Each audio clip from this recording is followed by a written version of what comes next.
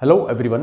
आज इस लेक्चर में अपन केमिकल काइनेटिक्स का जो टॉपिक कवर करने जा रहे हैं वो है molecularity and order of A reaction. तो हेडिंग डालिएगा molecularity and order of a chemical reaction.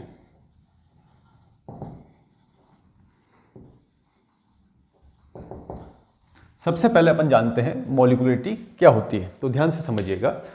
किसी भी केमिकल रिएक्शन की स्टाइकोमेट्रिक रिएक्शन के अंदर जितने रिएक्टेंट पार्टिकल्स पार्टिसिपेट करते हैं वो उस रिएक्शन की मॉलिक्यूलरिटी कहलाती है। फॉर एग्जांपल, हाइड्रोजन और आयोडीन मिलकर हाइड्रोजन आयोडाइड बनाते हैं। इसके अंदर एक मॉलिक्यूल हाइड्रोजन का एक मॉलिक्यूल आयोडीन से मिलके दो मॉलिक्यूल हाइड्रोजन आयोडाइड के बनाते हैं। यह इस रिएक्शन की स्टाइकोमेट्रिक रिएक्शन कहलाती है। यह कौन सी रिएक्शन है? स्टाइकोमेट्रिक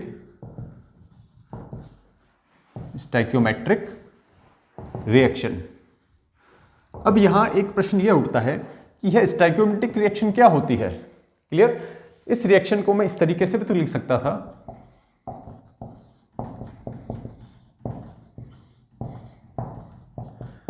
क्लियर, या इसको इस तरीके से भी लिख सकता था। अगर इसको मैं दो से मल्टीप्लाई कर दूं दोनों तरफ,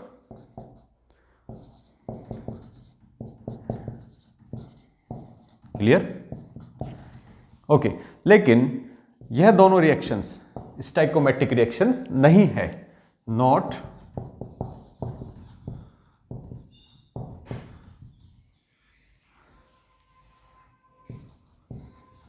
स्टाइकोमेट्रिक रिएक्शन। तो अब प्रश्न यह आता है कि स्टाइकोमेट्रिक रिएक्शन होती क्या है। तो आप नोट लगा लीजिएगा ऊपर, ए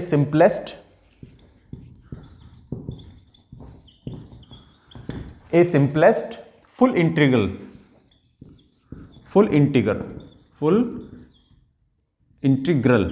रिएक्शन, या मैं बोल दूं equation, A simplest full integral equation is called stoichiometric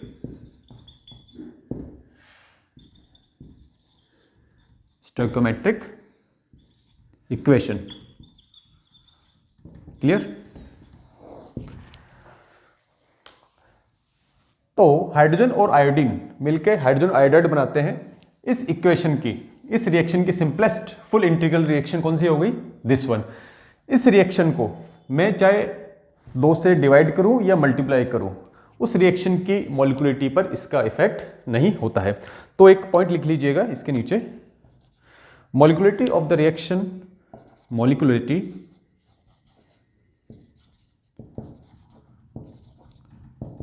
of the reaction is not affected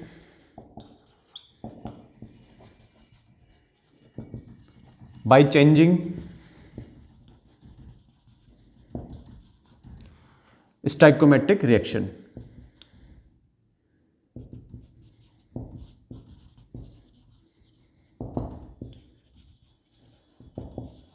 Clear? यहां पर मॉलिक्यूलरिटी क्या हो गई? यहां पर मॉलिक्यूलरिटी क्या हुई? 2। रिएक्टेंट के कितने मॉलिक्यूल्स हैं यहां पर? 1 + 1 = 2। क्लियर? यहां पर भी, इस केस के ऊपर भी मॉलिक्यूलरिटी क्या हो जाएगी? 2। यहां पर भी मॉलिक्यूलरिटी क्या हो जाएगी? 2। Clear? Okay. Molecularity is a theoretical value. तो नेक्स्ट पॉइंट लिख लीजिएगा, second, molecularity is a theoretical value। Clear? एक स्टाइकोमेट्रिक रिएक्शन लिखी और उसके अंदर जो रिएक्टेंट के मॉलिक्यूल्स है उसको अपन ने काउंट कर लिया। एक सिंपल प्रोसेस है, इसलिए अपन इसको क्या कर रहे हैं, क्या बोल रहे हैं? एक थियोरेटिकल प्रोसेस। अगर इसको कैलकुलेट करने के लिए कोई एक्सपेरिमेंट करना पड़ता मुझे, तब इसको अपन कहते हैं एक experimental value. Okay. Third, molecularity is never 0 negative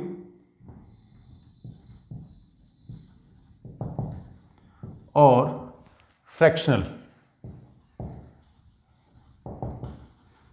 clear? Molecularity की जो वैल्यू है वो कभी भी जीरो नहीं होगी। अगर जीरो हो गई तो वो रिएक्शन होगी नहीं, नेगेटिव भी नहीं होगी और फ्रैक्शनल भी नहीं होगी। फोर्थ, मॉलिक्यूलरिटी किसी भी केमिकल रिएक्शन की जो मॉलिक्यूलरिटी है वो बहुत ज़्यादा हाई नहीं होती है बिकॉज ऑफ इफेक्टिव कोलिजन्स। अगर ये मैं मान लूँ कि किसी केमिकल रिएक्शन की मॉलिक्यूलरिटी बहुत ज़्यादा है, तो अगर सपोज मोर देन 3 है, अगर मान लो 5 हुआ या 6 हुआ, तो उन सभी पार्टिकल्स का साइमल्टेनियसली कोलाइड होने की जो प्रोबेबिलिटी होगी वो बहुत कम हो जाएगी। अगर प्रोबेबिलिटी बहुत कम होगी तो उस रिएक्शन की पॉसिबिलिटी भी बहुत कम होगी। इसलिए अपन कहते हैं कि किसी भी केमिकल रिएक्शन की जो मॉलिक्यूलरिटी की वैल्यू है वो बहुत ज़्यादा हाई नहीं होती है।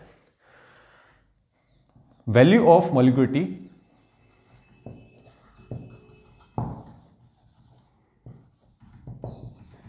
is never very high। Clear? Okay, अब एक पॉइंट यहां लिख लीजिए आप, मॉलिक्यूलरिटी एंड ऑर्डर। ऑर्डर क्या होता है इसको अपन इसके बाद पढ़ेंगे। Of elementary reactions are same। Elementary reactions क्या होती है? जो सिंपल वन स्टेप के अंदर कंप्लीट हो जाती है। For example forward backward reactions, forward backward reactions,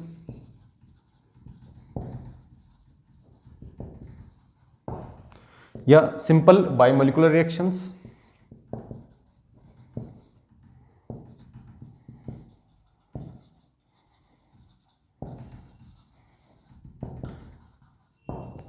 clear? Next point, molecularity of complex reactions is not predictable. Clear? Molecularity of complex reactions, complex reactions क्या होती है? वो रिएक्शंस जो मोर देन वन स्टेप्स के अंदर कंप्लीट होती है। Molecularity of complex reactions is not predictable।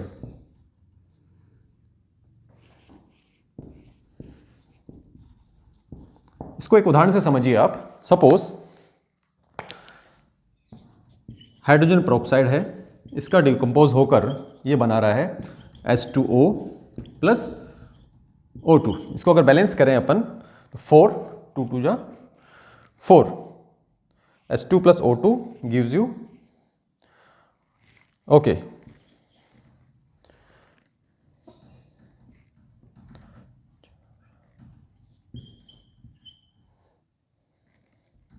Okay balanced.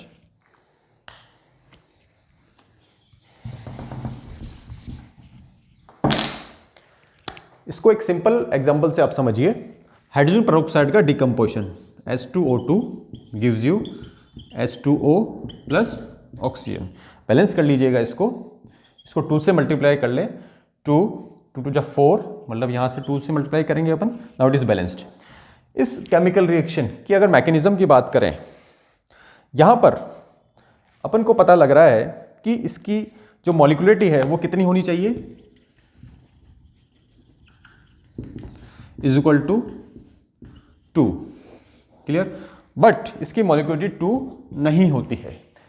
अब मॉलिक्यूलरिटी क्या होती है, इसके लिए अपन इसका जो मैकेनिज्म है उसकी स्टडी करते हैं। देखिए इसके मैकेनिज्म क्या होगी। H2O2 gives you H2O plus oxygen. Clear? Next step H2O2 gives you H2O plus oxygen. और थर्ड स्टेप होता है O plus O gives you। इसको ऐड कर लीजिएगा आपको, तो यही आपको रिएक्शन मिलेगी। यह वाला स्टेप स्लो है, यह स्टेप भी स्लो है, और यह स्टेप फास्ट होता है। क्लियर? तो जो स्लोएस्ट किसी भी कॉम्प्लेक्स रिएक्शन की जो मैकेनिज्म्स के जो डिफरेंट स्टेप्स हैं उसमें से स्लोएस्ट स्टेप को उस रिएक्शन का रेट डिटरमाइनिंग स्टेप कहते हैं। और रेट डिटरमाइनिंग स्टेप की जो मॉलिक्यूलरिटी होती है वही उस ओवरऑल रिएक्शन की मॉलिक्यूलरिटी मानी जाती है। तो दोनों स्लोएस्ट स्टेप सेम है और इसकी मॉलिक्यूलरिटी क्या है 1। इसका मतलब इस केमिकल रिएक्शन की मॉलिक्यूलरिटी क्या हो जाएगी 1, दैट इज मॉलिक्यूलरिटी क्या हो जाएगी इसकी 1। क्लियर। अब हेडिंग डालिएगा ऑर्डर।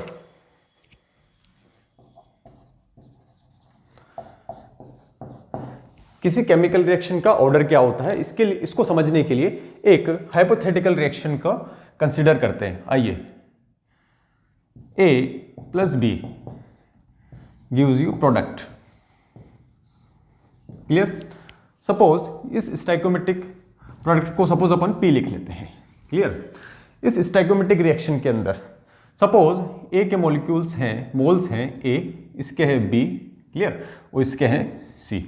ये स्टाइकोमेट्रिक रिएक्शन बता रही है कि A के स्मॉल a मोल्स B के स्मॉल b मोल्स रिएक्शन करके P के C मोल्स बनाते हैं। लेकिन जरूरी नहीं है कि A के स्मॉल a मोल्स B के स्मॉल b मोल्स ही आपस में रिएक्ट करें। हो सकता है कि A के सपोज X मोल्स रिएक्शन करते हैं इसके Y मोल से और प्रोडक्ट P बनाते हैं। तो एक्टिव मोल्स कौन से हुए? A के एक्टिव मोल्स कौन से हुए? X, क्लियर, और B के एक्टिव मोल्स कौन से हुए? Y। तो किसी केमिकल रिएक्शन के जो एक्टिव मोल्स हैं उनका एडिशन ही उस रिएक्शन की ऑर्डर कहलाता है। क्लियर। तो अपन इसका रेट लो जो लिख सकते हैं, rate is equal to rate constant concentration of A, इसकी पावर x क्या है? एक्टिव मोल्स ऑफ A जो कि रिएक्शन में पार्टिसिपेट कर रहे हैं, B कंसेंट्रेशन ऑफ B, इसकी पावर y। क्लियर। तो दूसरी लैंग्वेज में यह कह सकता हूं कि रेट लॉ के अंदर कंसेंट्रेशन टर्म्स के ऊपर जो पावर्स है उनका एडिशन ही उस केमिकल रिएक्शन का ऑर्डर कहलाता है। तो इस रिएक्शन का ऑर्डर क्या हो गया? x plus y। Suppose x की वैल्यू 1 है, y की वैल्यू भी 1 है, तो 1 प्लस 1 इज इक्वल टू क्या हो जाएगा? 2। तो इस केमिकल रिएक्शन का ऑर्डर क्या कहलाएगा? 2। ओके। और यह चीज अपन एक्सपेरिमेंटली फाइंड आउट करते हैं, इसलिए ऑर्डर एक कैसी वैल्यू है? It is a experimental quantity. तो यहां लिख लीजिए, very important, experimental quantity.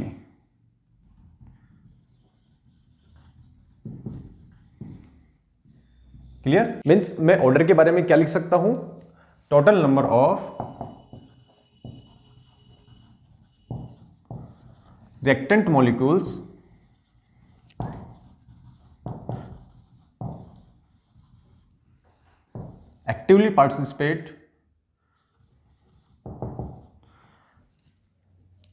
actively participate in slowest step or rate determining step is called order of the reaction। Clear.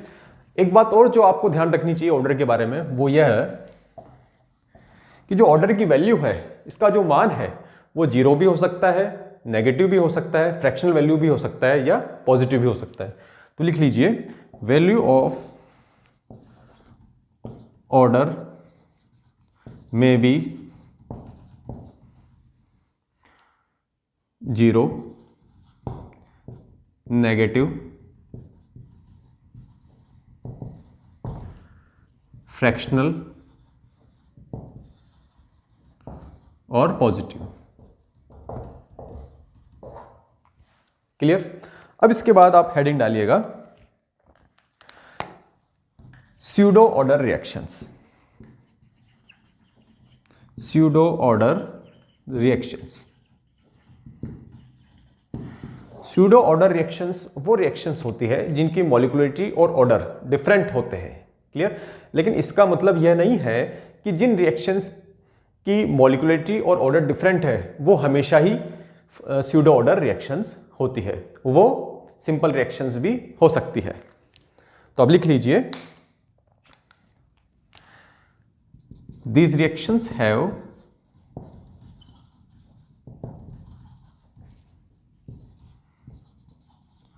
Different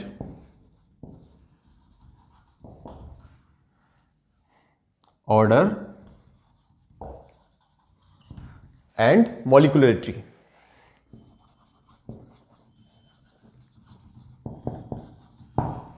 clear. लेकिन तो लिख लीजिए, but it does not mean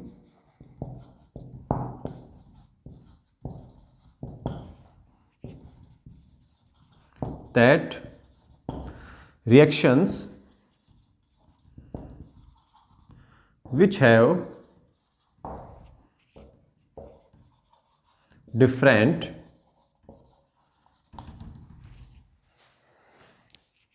order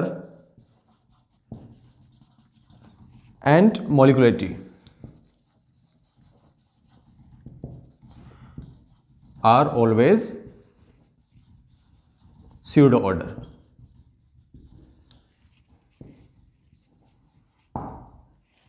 clear. Okay, इसको example से समझते हैं आप। Suppose ethyl acetate CH3COO C2H5, इसका अगर एसिडिक मीडियम में अगर हाइड्रोलाइसिस करूं तो मेरे को क्या मिलेगा, CH3COOH plus ethanol C2H5OH। Clear. Acidic medium में hydrolysis means plus water. Clear. Molecularity, इस रिएक्शन की जो मॉलिक्यूलरिटी है वो हो जाएगी आपकी 2, और इसका जो ऑर्डर है वो क्या है, 1। मींस ऑर्डर और इसकी मॉलिक्यूलरिटी डिफरेंट है, इसलिए ये रिएक्शन कैसी है, स्यूडो फर्स्ट ऑर्डर, क्योंकि ऑर्डर क्या है 1, इसलिए pseudo first order reaction. Clear. लेकिन बेसिक मीडियम के अंदर CH3COO C2H5 प्लस NaOH क्या बनेगा, CH3COO Na plus C2H5OH। Clear. यहां पर इसकी जो मॉलिक्यूलरिटी और ऑर्डर है वो क्या रहेगा, सेम। मॉलिक्यूलरिटी हो जाएगी इसकी 2 एंड ऑर्डर हो जाएगा इसका 2। Means it is not pseudo order reaction. Okay, इसका एक एग्जांपल और ले सकते हैं आप, इन्वर्जन ऑफ शुगर। ये बड़ा फेमस एग्जांपल है, इन्वर्जन ऑफ शुगर।